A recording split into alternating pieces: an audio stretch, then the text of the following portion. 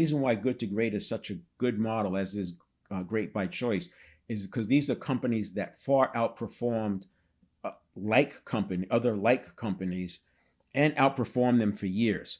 And so we know what multiplier behavior looks like for a leader, and we know what diminisher behavior looks like for a leader. And you don't want diminishers, you want more multipliers.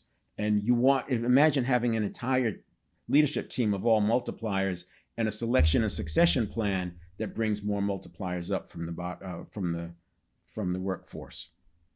And then we want to have ongoing development. I advocate for a 2-year development plan for any position. Now, if it's an entry-level employee, there might be a touch point every 2 or 3 months. If it's a senior leader with experience, it might be a touch point every 6 months, or maybe 2 or 3 touch points in the first 8 or 9 months, and then just another touch point in the second year. And the example I would give, you have a team that brings an experienced quarterback. Let's say there's a quarterback who's been you've been playing in the pros for 2, 3, 4, 5 years, and they join another team. They still have to learn the plays. They may sit on the bench for a year. They have to learn some of the protocols on the team. They have to understand what the strengths are, what the weaknesses are.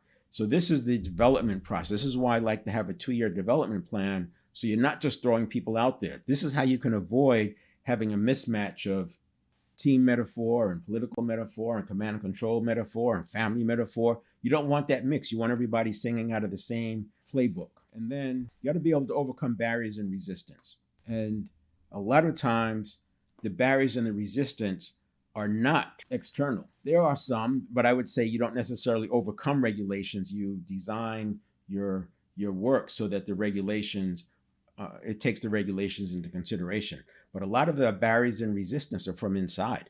If you think about the team metaphor again, that team every weekend they're facing, or whatever it is, they're facing another team that's trying to stop their every play. And they are trying to outscore them. In the workplace, in business, we don't really have somebody who's trying to stop our every play. In most cases, sometimes there are, but in most cases, they're not trying to stop everything, every part of our strategy. They're doing their thing and we're doing our thing.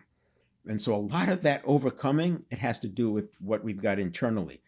If you understand entropy, without deliberate energy and focus, all systems will lead to decay. Just go down through any neighborhood that's been abandoned and you can see how it's almost like the buildings have, without the energy moving around them, they just decay even faster.